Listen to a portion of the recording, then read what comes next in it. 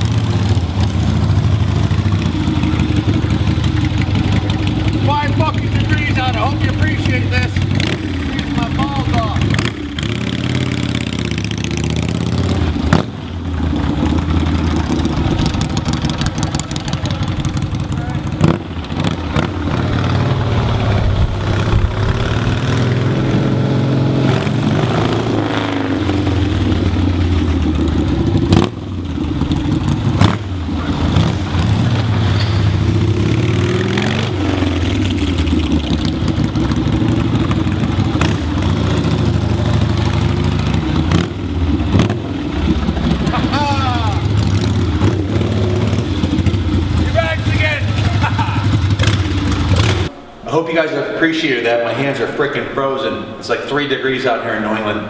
But obviously this thing's a lot of fun to ride, or I would have turned in a little sooner. This thing's an absolute rush. Everything's brand new on this bike. It's a 1985 Ironhead Sportster. Before I shut it off, come around the back here and take a look at the LED light underneath the tail light.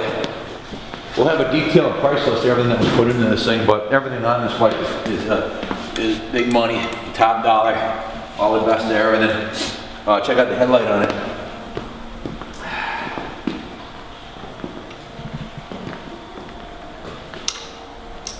Fires right up,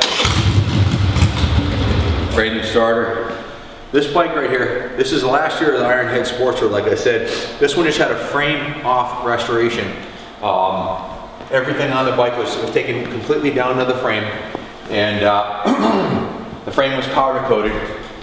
The engine was dismantled, and starting with the engine, the complete top end is all rebuilt. The cylinders were sandblasted and repainted. Everything was cleaned and detailed. Pistons and rings, gaskets, everything's brand new. The bottom end was in excellent shape. It's a low mile bike, didn't need any work on the bottom end. We did install a brand new oil pump into it, which is a $400 oil pump, and it's also got a brand new starter on it. It starts beautifully, starts every time.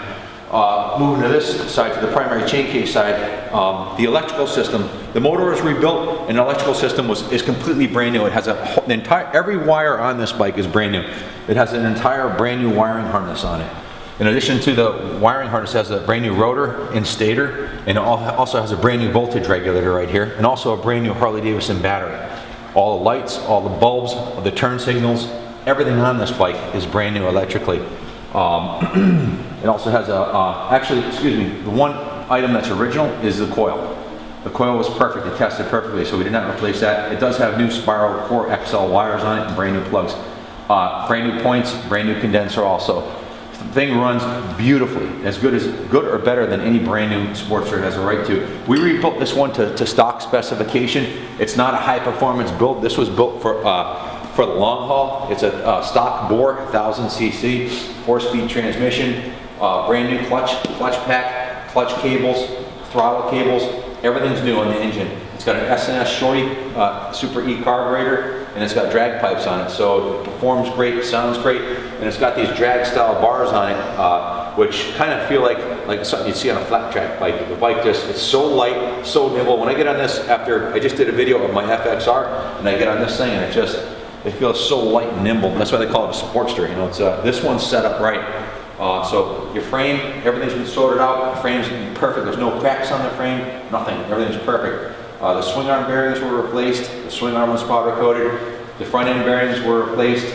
The triple clamps and the forks were powder coated, and the forks were rebuilt with new bushings and gaskets. Fork seals, new fork oil, and there's a 1-inch preload in there to stiffen up the springs a little bit and give it a little higher ride height. It's got the custom boots. It's got a Harley Davidson Screaming Eagle fork brace. So and the triple clamps, as I said earlier, are powder coated. So the front ends, the fork system is completely rebuilt. Brand new Shorty fender. That's it for the front suspension. The back suspension we're a dealer for Oleans, has a brand new set of Oleans piggyback shocks. These retail for $1,276. They're a top of the line Oleans suspension. Our cost on that's $1,000 for the shocks. So your suspension is top shelf on this thing. It handles beautifully. It has Dunlop Elite 2 tires on here, and going back to the front end, the stock original magnesium wheels have been powder coated, brand new wheel bearings. The brake system is brand new on the bike, front and rear, everything's new. The master cylinder is rebuilt with a new chrome cover, brand new braided stainless, black braided stainless line. The brake caliper has been rebuilt on the bike. Again, there's 150 hours of labor into redoing this bike, so that means every single nut and bolt was either polished or cleaned up or replaced or somehow serviced. So the brake system, everything's brand new, obviously brand new brake fluid. On the front, on the rear, same thing.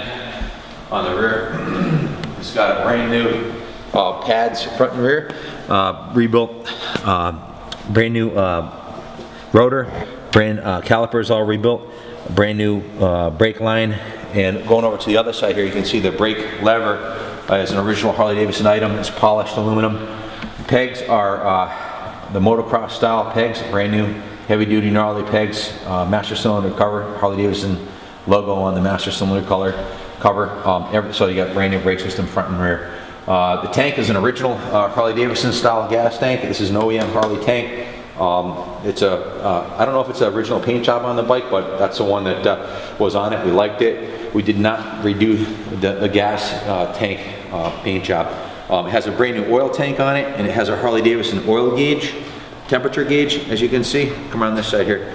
And it also has a battery tender. That's what this lead is for. This is to plug the bike in when you're not running it, to keep it charged, okay? Brand new oil tank, and it's got the Harley Davidson temperature gauge on there. Oil pump is brand new, oil tank is brand new, all the oil lines are brand new. All of the cables on the bike are brand new, all of the wiring is brand new, all of the gaskets are brand new. This is a completely rebuilt bike from the ground up, and a lot of high-end components like the Performance Machine Renthal grips. It's a $100 set of grips, chrome brake, chrome clutch lever. Not only is electrical wiring harness brand new, but check out these switches. All these switches are brand new. We haven't added it up, but a quick preliminary looking at the invoices, there's over $5,000 in parts alone into the bike, and 150 hours of labor. And I own the shop, I own the museum. I've got the 150 hours of time does not include my time, you know, and I don't know how much time I've got. I bought the bike, I designed the bike. I don't track my time on it, it's a labor of love, but I do have to pay my guys. There's 150 hours of labor. And if you bought a bike in here, 150 hours of labor at 80 bucks an hour, that's 12 grand. Just in labor and 5 grand in parts, so you're looking at a $17,000 bill. So this isn't for the light people with thin wallets. This is for someone who's really completely insane about bikes, and price is not an issue, and they want the baddest ass Ironhead Sportster on the market. You know, if you come around this side and look at the, this is one of my favorite views of the bike from over here. This shows the Ironhead design, which is it's been very similar since the 50s, actually, this design. And it's a tried and true bulletproof engine, The thing will run forever if you take care of it, and this one's all brand new. So the bike's an 85. It's 31 years old. It's obviously set for another 31 years, and it's a rock solid investment. You couldn't build this for, we're gonna sell it for a fraction of what you could build it for. And you know, there's, you know, like I said, the 12,000 in retail cost of the labor, and the 6,000, it's as close to 6,000 parts. I haven't had it all up. And then the cost of the bike itself, you know, if you bought a decent iron head Sportster for 3 or 4 grand, then you add on to a 12 grand of labor and 6 grand of parts, what do you add up to? You're in the $25,000 range. So basically you won't see bikes like this on the road ever, because I've been to Daytona every year for the last, I've been to Daytona 13 times. We're going again in 58 days actually. And I've been to a lot of Harley rallies. You just don't see iron heads like this. Most shops won't even work on them. Parts are harder to come by, and really everybody's building them new twin cam bikes. So you just don't see this kind of engineering and thought and effort being put into a bike like this. Why am I selling it? Well, I'm also the owner and proprietor of the New England Motorcycle Museum. Check us out online. Check out our website at Kaplan Cycles. And Google my name, Ken Kaplan. It's K-A-P-L-A-N. And in Vernon, Connecticut, Rockville. And you'll find a ton of information. We've put almost $5 million into the Motorcycle Museum. I took a $4 million loan, and we're about $250,000 short to finish it. So the money going from this bike was not for sale. This is out of our inventory. This one and my FXR were not bikes that were supposed to be sold. They were for the museum, but they are being sold so we can finish the project. We had a lot of issues with the, well, I won't get into the details of the issues on the museum. That's not for this, but we get some cost overruns on the construction and engineering and architect fees and all that. So in any event, give me a call if you have any questions about the bike, 860-916-9784. My name's Ken Kaplan, and you can call me anytime 24/7 on that number. And good luck bidding, and God bless.